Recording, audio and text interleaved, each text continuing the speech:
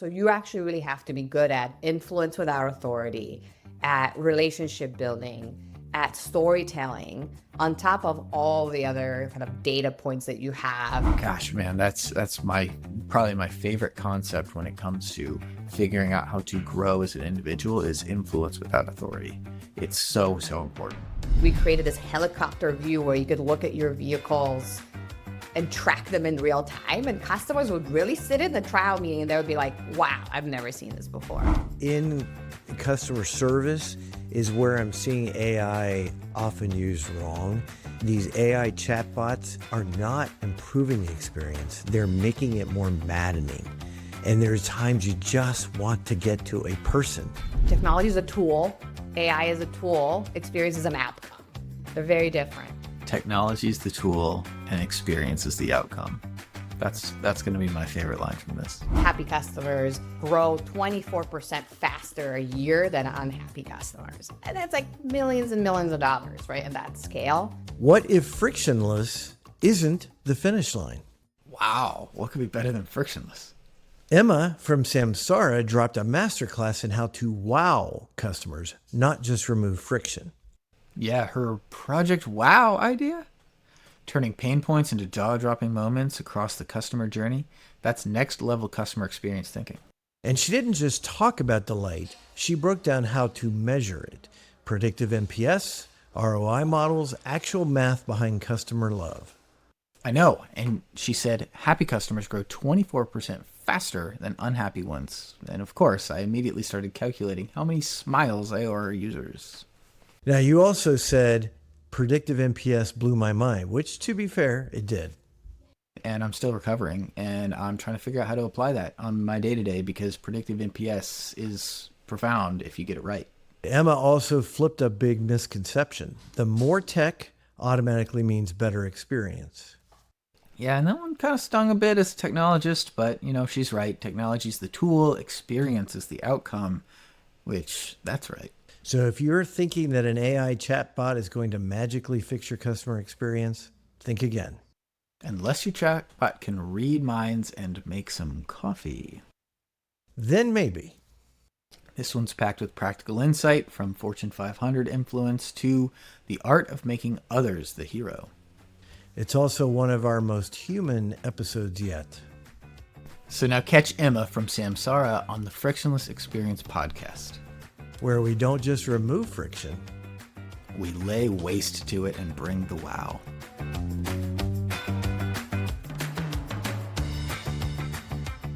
Hi, Chuck. Hi, Nick. Great to be here. Thanks for having me. A lot of people may not even know who Samsara is. Can you tell us what the company does? Samsara is a very interesting company and really touches on the heartstrings, or at least that's why I started working there. It is a cutting-edge AI-driven platform that brings intelligence, safety, and efficiency to physical operations. So it's super interesting because it's not just software, and most companies now, in tech, are all software. It's also hardware and IoT hardware combined that provides visibility in our customers' operations and digitizes their physical worlds. When we work with physical operations organizations, which are usually really underserved markets, underserved budgets, like companies in transportation, logistics, construction, public sector, manufacturing, field services. And we help them digitize their operations, keep their drivers and workers safe.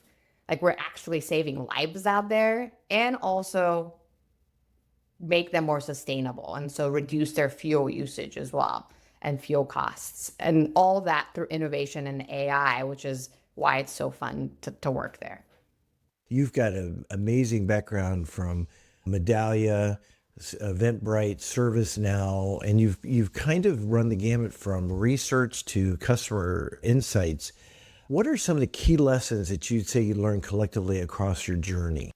Yeah, great question. I started a customer experience early on for the customer experience management field. Medallia and Qualtrics were the two big companies that were actually creating CX management, and what that category would be, what it stand for, how it would become business critical for businesses, which it now has.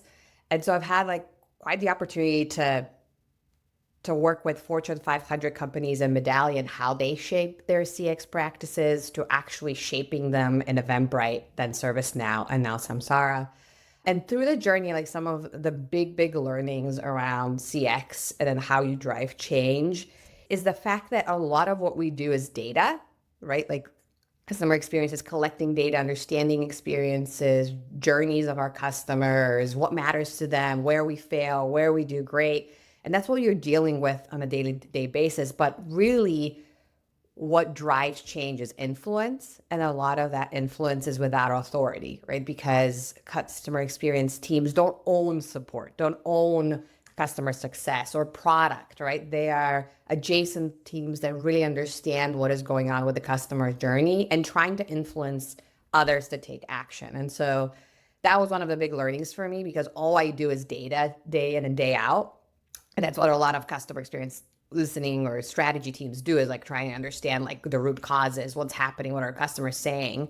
But really, that's only 10% of our job. 90% of our job is really building relationships with different stakeholders, proving ROI of why folks should take action, in trying to get to that action and to impact of that action with a customer design sort of focus and co-design. That's like 90%. So you actually really have to be good at influence without authority, at relationship building, at storytelling, on top of all the other kind of data points that you have and like kind of evidence. Like that is critical. And that I think, a lot of times is lost with different CX strategy teams because they focus too much on the listening, on like making sure we have all the insights, but then kind of fall short on the action and the ROI. And so when I was advising 500 Fortune companies, like that was one of the big things we really focused on. I was like, hey guys, like great that you're building all this, but do you have a strategy for how you influence? Do you have a strategy for how you take action and how you track the impact of the action? Like, are you close to the C-suite where top level is where decisions are being made? Is your CX team in a place with organizationally that decisions are being made, or are you shoved in a back end function? So that was one of kind of the big learnings in my journey. I really like hearing influence without authority. That was something that I had to learn personally because when I was at Home Depot, I never actually had direct reports, but I had so many threads that existed where I could only succeed with other teams. So anytime I hear that concept and understanding how to harness that, frankly, a talent to be able to understand how to influence other teams without the authority to be able to say what to do, you have to be able to sell the story, tell them why it matters, what's important to them individually, to their customers, whoever that customer is, internal or external, and then be able to figure out how to gain momentum from that in that moment. Gosh, man, that's probably my favorite concept when it comes to figuring out how to grow as an individual is influence without authority. It's so important. Yeah, it's difficult, right? Because what I found like that drives success there is like making them the hero, right? Because a lot of times you're coming in and saying their baby's ugly, right? Like, oh, the way you run support and like all we're doing, we could do a lot better. Here's how we could do it. They don't want to hear that. They've just invested so much time in doing all these things, right? And so you're coming in and being like, this is ugly. Let's make it prettier. But you need to make them the hero. This is going to make you successful and align to their metrics. Like here, you care about XYZ, first call resolution, customer experience, like CSAT and all those. Like these are the metrics you care about and you report on. Here's how I and my team and the insights we have can help you drive better success metrics so that you're the hero, right? That is kind of like what I found successful and then showing really the ROI as well of what that can do for them, but also financially for the company. Well, and I would imagine when you talk about influence without authority, that's not quick, right? It takes time and that building the relationships. How do you balance quick wins with some long-term transformation? It's really investing in relationship building up front, right? Like when you are understanding what those leaders are focused on, what are their KPIs, spending a lot of time on actually kind of building those relationships. Like if you look at my calendar, like when I am at work, now I'm on maternity leave, so it's like all baby. But when you look at my calendar at work, it's like it's all meetings. Like it's like 30 to 45 minute meetings that each day, like 12 meetings a day at least, right? Where you're actually working with different stakeholders to understand where they're coming from, what they're focused on, share the insights that your team produces, and kind of create strategies together, like from workshopping and to co-design with customers and like building up a story together, like how it can improve the experience. So it's really focused on that relationship building up front. And when I start a CX team, to your point, like it's great to have the long-term strategy, right? Which is we are going to drive action across all of those key moments that matter for our customers. We're going to have listening at each moment that matters. We're going to build everything on one platform so we have a 360 view of the customer. But that takes time. Like at ServiceNow, it took us like 5 years to build a customer 360 dashboard with all the great data points for it to be like really like magnificent and like driving impact. No one has time for 5 years to build impact. Like you need to start with quick wins. And what I usually do is like try to understand what are the big blind spots that we have for our customers. Like one of guaranteed every company you go to, one of the programs that I first start with is purchase, win, loss, and renewal experience. So, and this is a huge like avenue for insights is like at purchase, what went wrong? How can we improve our experience and kind of listening to our customers, which accelerates wins for our sales teams. At renewal, how can we have done this better? Did you have the right information, communication from our team? Like how did we handle that renewal? Is there data that we could have served earlier on? And so building that type of like quick engine that you start understanding how we can be better at treating customers and accelerating our business cycles up front is a huge quick win, right? That you could do very quickly versus like unifying listening, which takes a lot of time, or building a customer dashboard in 360 or actioning on it. And so it's kind of balancing that long-term vision of how do we invest in technology to improve the experience? How do we invest in listening across the customer journey with what are some blind spots that a company has now that we can provide insight into quickly and then build a success story, influence leaders that could take action and show impact. And then naturally they ask you for more, right? So it's always like, okay, have your eyes on the prize in the long term, but then really invest in like finding out like what can actually drive business results quickly and thrive. So when we talked, you mentioned a Project Wow that you've launched at Samsara. Tell us about that. That's always very refreshing is when you come into a company and they don't only want to fix the ow, but want to bring the wow, right? Usually when I come in and start a CX team, it is, we have all these pain points. Let's figure out which we should prioritize to fix first. Like what is our customer experience strategy overall to actually fix those issues for our customers quickly and at scale.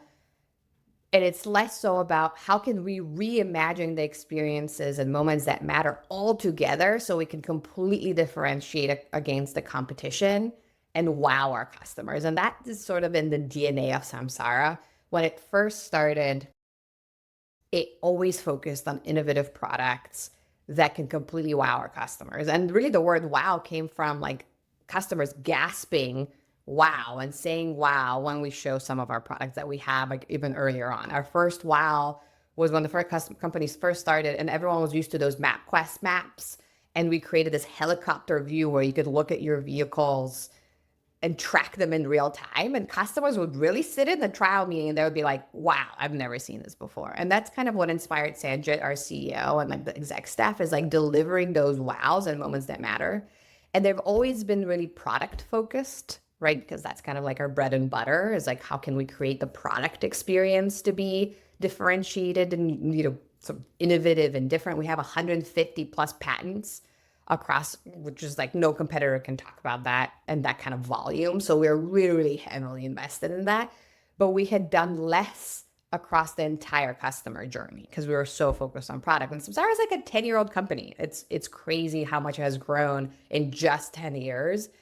And so now is really like when my team came along was opening the eyes of everyone around the entire customer journey, not just product, but services, our digital platforms and experiences, our website, our kind of renewal experience, our trial experience, our like customer success and support experiences, our billing experience, you know, just kind of all those moments that our customers have across the journey that we can create wow around. And that was so inspiring to me that Sanjit was like, I want to wow. And how do we wow? So what are the moments, when we first tried to figure out, like, what are the key moments where we can actually wow?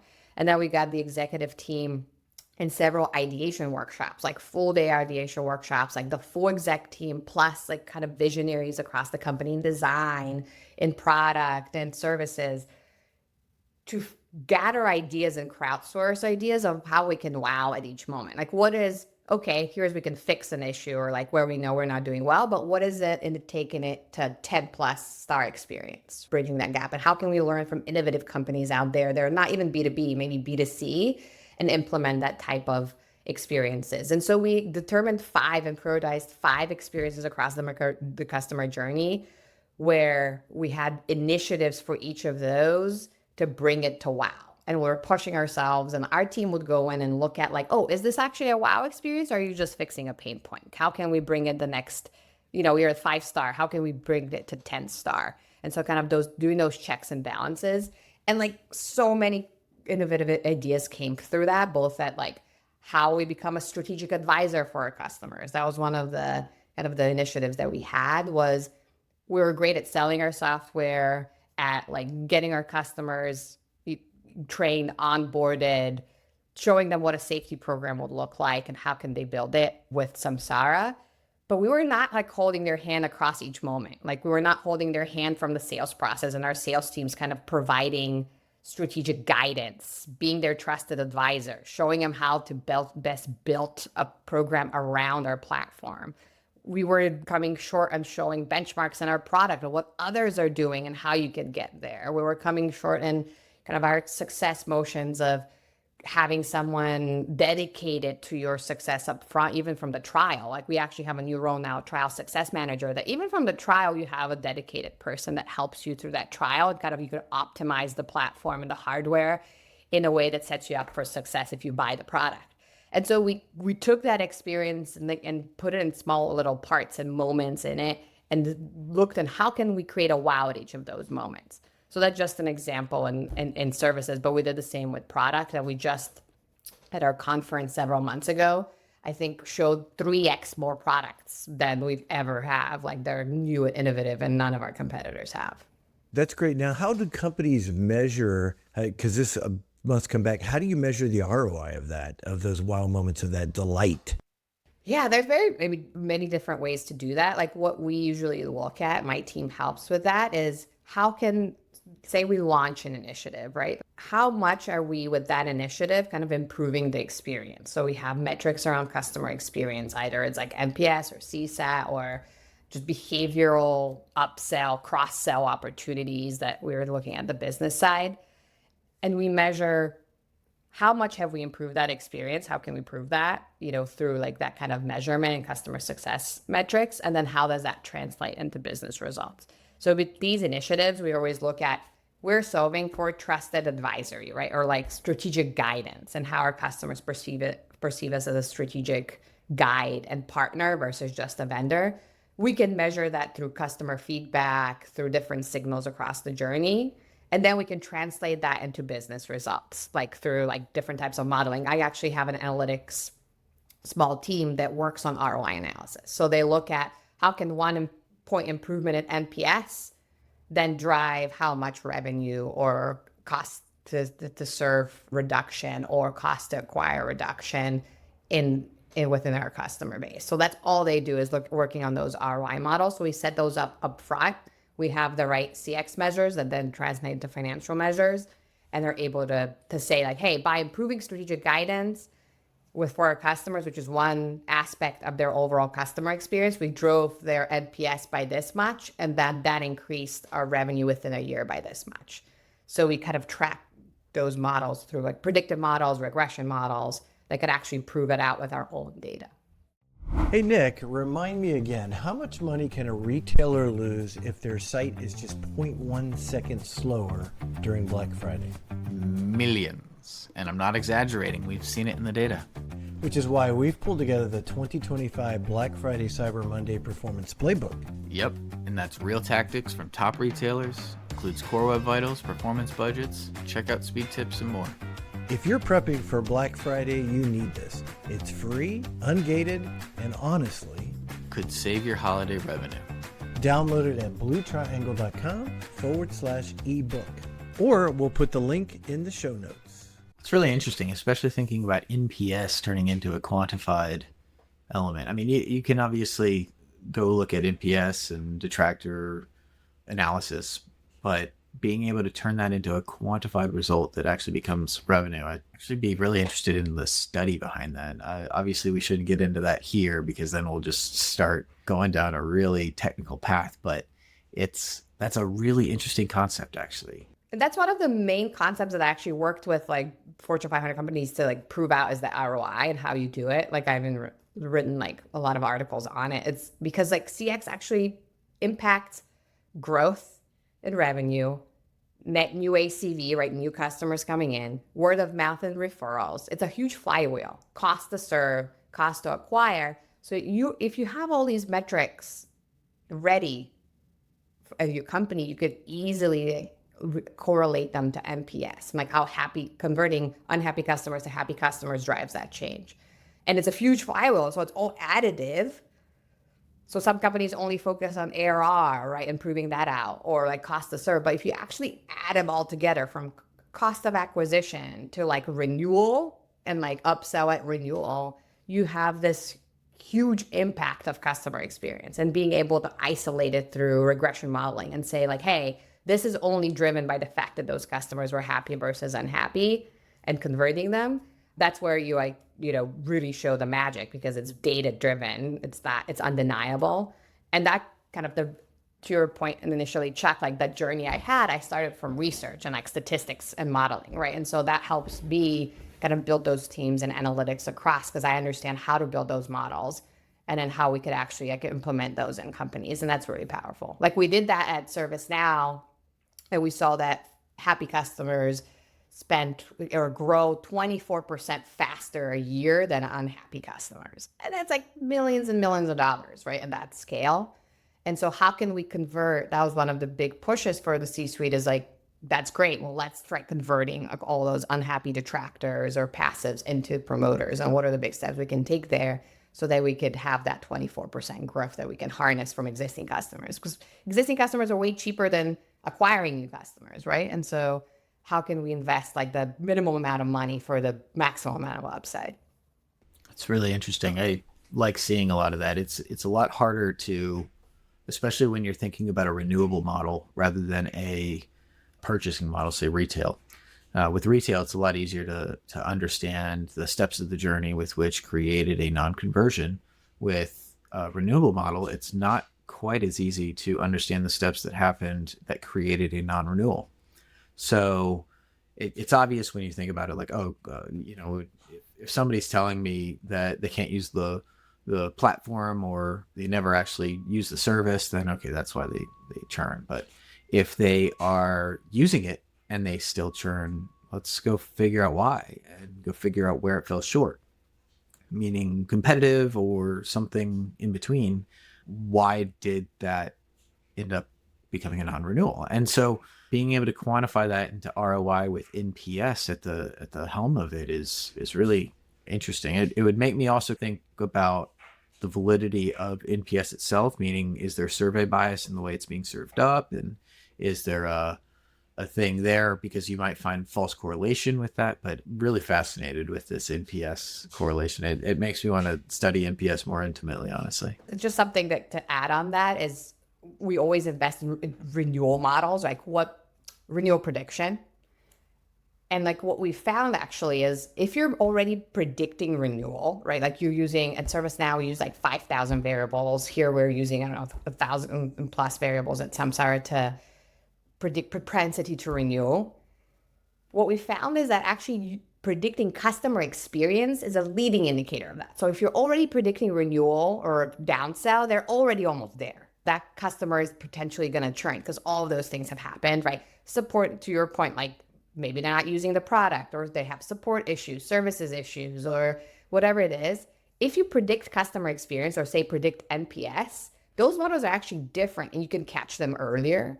And something that we did at ServiceNow is predicted NPS, where we would predict whether they're detractors, passives, or promoters, whether they're unhappy or happy, even before they've ever told us anything, or even things haven't even happened yet, using like 5,000 plus variables that we had about those customers. And we would activate our customer success teams to take action. So we would say, hey, this account is a predicted detractor because A, they're not using this product as much as they should be. They've had 10 plus support instances and cases which they were not satisfied with in the last 3 months. And they didn't sign up for XYZ thing, right, that they're supposed to sign up for. And then we'll activate them and tell them, you haven't touched on that account, go talk to them and have an exploratory call to see how things are going.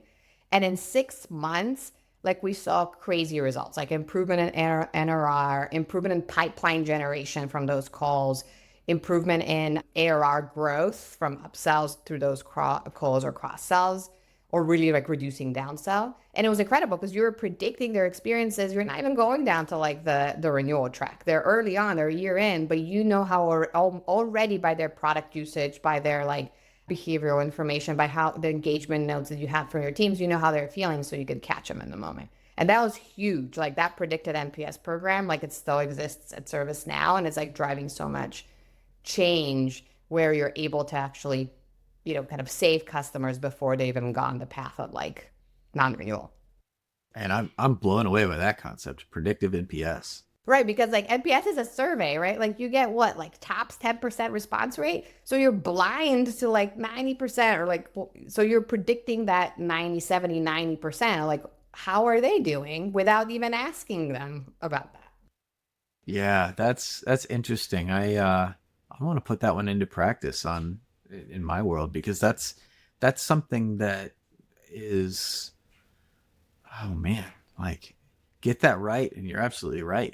It's going to provide a true leading indicator, something that's absolutely innovative, and you can predict it. But how do you even get that right? Like, where do you even start to predict their NPS? Is it quantifying friction of their experience? Are you also trying to group their validity in the process of using your product? Is this a tactical person versus a decision maker? I don't even know where to start with it, but this is inspiring me for sure. So how do you build a frictionless UX across both those physical and the digital world? Because you're getting in that phygital world we've talked a lot about. Yeah, it's not easy. And when you think about digital, like within our space, it's actually complicated because we have our customers usually are kind of the field operations, field management within companies, right? That's our customer who's buying us. And then we have the end user who are drivers, say, or construction workers who are in these vehicles where we track kind of like, are they wearing their seatbelts? Are they drowsy? We predict drowsiness and we make sure they're safe in the car, maintaining their trucks. And so it's a very different user group. And so we have the Samsara platform and is for our customers and that like kind of admin manager level. And then we have the app which is for our drivers to kind of make their compliance tasks easier, their productivity higher. Like we have their cameras and dash cams and like kind of telematics within the truck so that we can track their behavior and like help them in the moment to be safer on the road. And on top of that, we have our website, which is for prospects and customers and for everyone else. And so we have a lot of different digital points that are very different for very different personas on top of that human layer and aspect as well. And so it is not easy to understand kind of laying out what are the major kind of moments of truth that our customers have, like what matters most to them, and where does digital stop and humans start, and vice versa. And it's like really thinking through that. So I think a lot of companies right now are heavily investing in AI and chatbots, in like everything's digital, everything's technology. And then kind of the human aspect is even lost, where in reality, you're trying to optimize digital for the human, right? And so it's really thinking through each touch point of where does the digital end and like how can we provide that experience, and then how can we seamlessly then make sure that there's a human experience that also catches the customer or the driver or the end user at the right moment. And it's working with those teams across, like that's kind of like what the beauty of the customer experience strategy team is that more than any other team, maybe corporate strategy is another one. We're within the same team, but that works with each critical function within the company, like from marketing to sales to services to product to renewals to any function, name it, to even like human resources, right? And like people in HR. We're making sure that we are the cohesive tissue across all of those teams, and we work together to your point, bring digital and physical, because a lot of those teams are separate, right? Customer success is separate than product and our digital, separate than our marketing, right? They're not all the time working together and figuring out these seamless and frictionless experiences. So it's really our job to like bring them all together and to the table. We actually recently had a huge renewals focus, and how can we improve our auto renewals motion, which is like mostly digital, but then if the customer has questions, has to become human, right, centered. And so we were actually the drivers of that project, not our renewals team, not our marketing team that was doing the auto renewal emails and kind of like digital motion, but we brought them all together in one room to really unpack the entire experience from start to finish, which involved both digital and physical, understand where the friction points are, understand where the opportunities for wow are, and build a short-term strategy and a long-term strategy for success. But we were the cohesive tissue, right? Because those teams usually don't really talk to each other as much. So I think that is some of the kind of the impact that a CX team can have in an organization is being the kind of the connector, bringing those teams together to think about the overall experience, not just their function of like, oh, I only do this digital part, I don't do anything else. Like I can do this by myself, right? And in the silo, it's kind of destroying those silos and working together to see the entire experience. And there's accountability each moment versus like, oh, my world is different, I don't touch this. What is one widely held belief about frictionless digital experiences that you think people get wrong, that you fundamentally disagree with? Well, I think I kind of touched on my initial answer is that people think that about phygital is like the more technology I throw at it, the better, right? Technology equals experience, which ultimately is wrong, right? Like technology is a tool, AI is a tool, experience is an outcome. They're very different. And so like the experience design really matters. Like, does the technology support the user's context, goals, emotions in this moment? And the reality is that you need relevant technology with the right timing and placement versus just technology and AI thrown at it. And so digital technology should disappear into the background, enabling a journey that feels more natural, more human oriented. And a lot of brands, I think, get that wrong, especially right now where everyone is gung-ho on AI, which I am as well. And we drive a lot of AI innovation in CX. I think the customer experience world is going to be completely changed by AI, and I'm a huge supporter of it. But I see a lot of these folks just throwing AI, tech in every single moment. And a lot of times that's not the right solution, right? And so I think that's like one of the main things for me is that technology doesn't equal experience. And like you should be really thoughtful about when you invest in technology and when you invest in process, when you invest in human, when you invest in like efficiency done differently. I like the line, technology is the tool and experience is the outcome. That's going to be my favorite line from this. Well, and I do think in customer service is where I'm seeing AI often used wrong. These AI chatbots are not improving the experience. They're making it more maddening. And there's times you just want to get to a person. You just want to talk to a person who can cut through the noise, and the AI chatbot won't get you there. And it's very frustrating.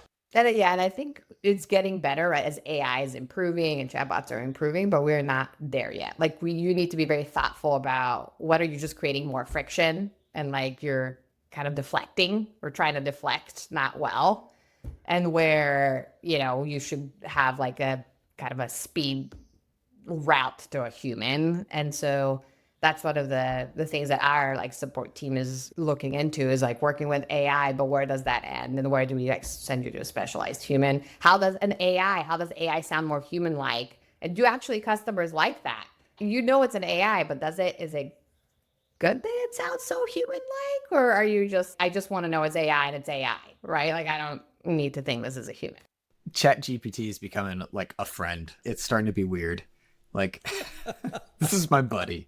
Like, it's weird. It's your It's your PA. It's my assistant. My assistant and I go everywhere together.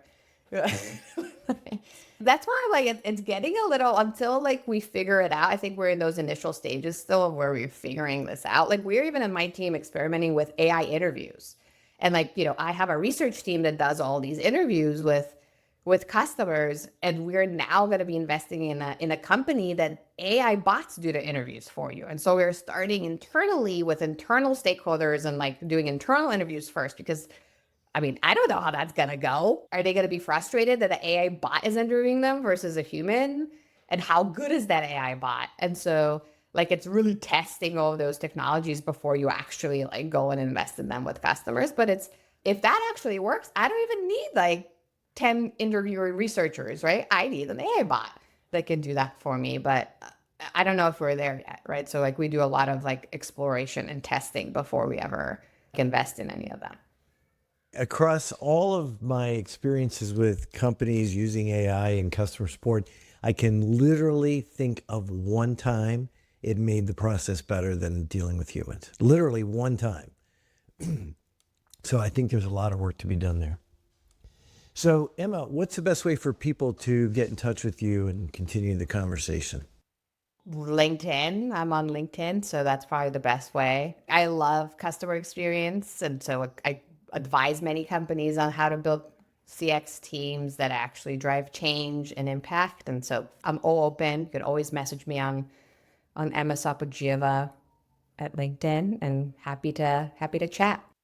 Well, this has been great. Thank you for joining us. If you enjoyed this episode, don't forget to subscribe, leave a review, share it with a friend or colleague if it was helpful. You can always connect with Nick and me on LinkedIn as well. I'm at Chuck Moxley, and Nick is In Paladino.